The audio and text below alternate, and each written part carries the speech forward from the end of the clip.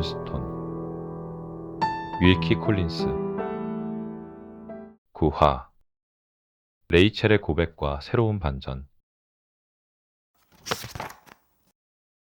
레이첼은 더 이상 비밀을 지킬 수 없다는 것을 깨달았다. 블레이크의 시선과 제닝스의 수사가 점점 자신에게 집중되고 있다는 것을 느꼈다.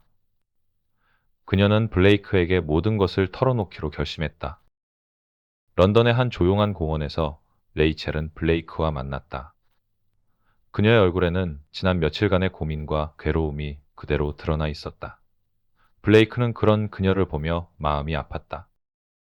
레이첼은 먼저 블레이크에게 사과했다. 자신이 그를 피하고 비밀을 지킨 것에 대해서였다. 그리고 이제 모든 것을 말하겠다고 했다. 하지만 그 전에 블레이크에게 한 가지 약속을 받고 싶다고 했다. 그 약속은 자신의 이야기를 들은 후에도 자신을 사랑할 수 있는지였다. 레이첼은 자신이 말하려는 것이 블레이크를 실망시킬 수도 있다고 경고했다. 블레이크는 무슨 일이 있어도 그녀를 사랑하겠다고 약속했다. 레이첼은 깊은 숨을 들이쉬고 이야기를 시작했다. 그것은 그날 밤, 달의 보석이 사라진 밤에 실제로 일어났던 일에 대한 진실이었다. 레이첼의 고백에 따르면 그녀는 그날 밤 실제로 깨어 있었다. 잠에서 깨어났을 때 그녀는 자신의 침실에 누군가가 있다는 것을 알았다. 처음에는 도둑이라고 생각해서 무서워했지만 곧 그 사람이 누구인지 알아볼 수 있었다. 그 사람은 다름 아닌 블레이크 자신이었다. 그는 잠옷 차림으로 레이첼의 방에 들어와서 화장대에서 달의 보석을 가져갔다. 레이첼은 너무 놀라서 움직일 수도 소리칠 수도 없었다. 블레이크는 마치 몽유병 환자처럼 행동했다. 그의 눈은 열려 있었지만 초점이 없었고 레이첼이 불러도 반응하지 않았다. 그는 보석을 가져간 후 조용히 방에서 나갔다. 레이첼은 블레이크가 잠든 상태에서 행동한 것이라고 확신했다. 그래서 그가 깨어났을 때는 자신이 무엇을 했는지 기억하지 못할 것이라고 생각했다. 실제로 다음날 블레이크는 아무것도 모르는 것 같았다. 하지만 레이첼은 블레이크를 보호하고 싶었다. 그래서 그날 밤에 대해 거짓 증언을 했고 수사 과정에서도 계속 침묵을 지켰다. 그녀는 블레이크가 범인으로 몰리는 것을 막고 싶었다. 블레이크는 레이첼의 고백을 듣고 완전히 충격에 빠졌다. 자신이 달의 보석을 훔쳤다는 것을 믿을 수 없었다. 그는 그날 밤에 대한 기억을 되살려 보려고 했지만 아무것도 떠오르지 않았다. 블레이크는 자신이 몽유병 환자라는 것도 모르고 있었다. 어린 시절에 간혹 그런 증상이 있었지만 성인이 된 후에는 전혀 경험하지 못했다. 하지만 스트레스나 특별한 상황에서 재발할 수 있다는 것을 몰랐다. 레이첼은 블레이크에게 자신이 왜 인도인들과 만났는지도 설명했다.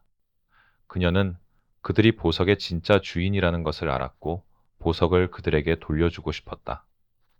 하지만 블레이크가 어디에 숨겨놓았는지 몰라서 찾을 수 없었다. 인도인 승려들은 레이첼의 진실한 마음을 알고 도움을 주겠다고 약속했다.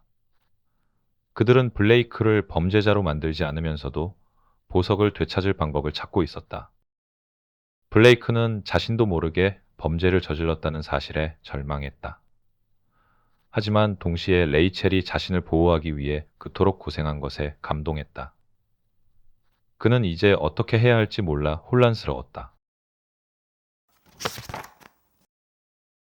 블레이크는 레이첼과 함께 그날 밤 자신이 무엇을 했는지 추적해 보기로 했다. 몽유병 상태에서도 어떤 논리나 계획이 있었을 것이라고 생각했다. 그들은 버라클 저택으로 돌아가서 단서를 찾기로 했다. 저택에 도착한 블레이크와 레이첼은 배터리지와 함께 그날 밤을 재구성해 보았다. 배터리지는 처음에는 놀랐지만 곧 블레이크를 도우려고 나섰다. 그는 오랫동안 블레이크를 돌봐왔고 그가 의도적으로 나쁜 일을 했을 리 없다고 믿었다. 그들은 블레이크의 방에서 시작해서 레이첼의 방까지의 경로를 따라가며 단서를 찾았다. 복도의 먼지 자국, 계단의 발자국 흔적 등을 자세히 살펴보았다. 몽유병 상태에서도 블레이크는 특정한 목적을 가지고 움직였던 것 같았다. 배터리지는 그날 밤 이후 블레이크의 행동에서 이상한 점이 있었는지 기억해 보려고 했다. 그리고 한 가지를 떠올렸다. 블레이크가 다음 날 아침 정원을 혼자 거닐며 뭔가를 찾고 있는 것 같았다는 것이었다. 그들은 즉시 정원으로 나갔다. 블레이크는 직감적으로 장미정원 쪽으로 향했다. 그곳은 그가 어린 시절 자주 놀던 곳이었고 특별한 의미가 있는 장소였다. 장미정원에서 블레이크는 어린 시절의 기억을 되살렸다. 그는 그곳에 작은 비밀 장소가 있었다는 것을 기억했다. 큰 장미덤불 뒤에 숨겨진 작은 구멍이었다. 어린 시절 그는 그곳에 보물을 숨기곤 했다. 블레이크가 그 장소를 파보자 정말로 무언가가 묻혀 있었다. 그것은 작은 천으로 쌓인 물건이었다. 천을 벗기자 달의 보석이 그 모습을 드러냈다. 몽유병 상태의 블레이크가 본능적으로 가장 안전하다고 생각하는 곳에 보석을 숨겨둔 것이었다. 레이첼은 보석을 보자 복잡한 감정에 휩싸였다. 안도감과 동시에 새로운 걱정이 생겼다. 이제 보석을 어떻게 처리해야 할지 결정해야 했다. 블레이크를 보호하면서도 올바른 일을 해야 했다. 배터리지는 이 모든 상황을 지켜보며 감격했다. 그는 블레이크가 의도적으로 도둑질을 한 것이 아니라는 것이 증명되어서 기뻤다. 하지만 동시에 이 사실을 어떻게 처리해야 할지 걱정됐다. 블레이크는 보석을 손에 들고 깊은 생각에 잠겼다. 그는 자신의 무의식이 왜 이런 행동을 했는지 이해하려고 했다. 아마도 보석에 대한 불안감이나 레이첼을 보호하려는 마음이 작용했을 것이라고 생각했다. 블레이크와 레이첼은 제닝스에게 연락해서 모든 진실을 털어놓기로 결심했다. 그들은 더 이상 숨길 수 없다고 생각했고 정직하게 상황을 설명하는 것이 최선이라고 판단했다. 제닝스는 버라클 저택에 도착해서 그들의 이야기를 들었다. 처음에는 믿기 어려워했지만 물리적 증거들과 증언들이 일치하자 점차 받아들이기 시작했다. 몽유병에 의한 범죄는 드물지만 전혀 불가능한 일은 아니었다. 제닝스는 블레이크에게 몽유병에 대한 전문적인 검사를 받아보라고 권했다. 의학적으로 그의 상태를 확인하고 그것이 법적 면책 사유가 될 수 있는지 알아봐야 했다. 하지만 더 중요한 것은 달의 보석을 어떻게 처리할 것인가였다. 제닝스는 인도인 승려들의 주장과 법적 소유권 사이에서 고민했다. 이것은 단순한 형사 사건을 넘어서는 복잡한 문제였다. 레이첼은 제닝스에게 인도인들과 만났던 일에 대해서도 모두 설명했다.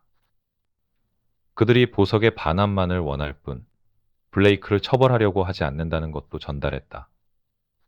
그들의 목적은 복수가 아니라 신성한 물건의 회복이었다.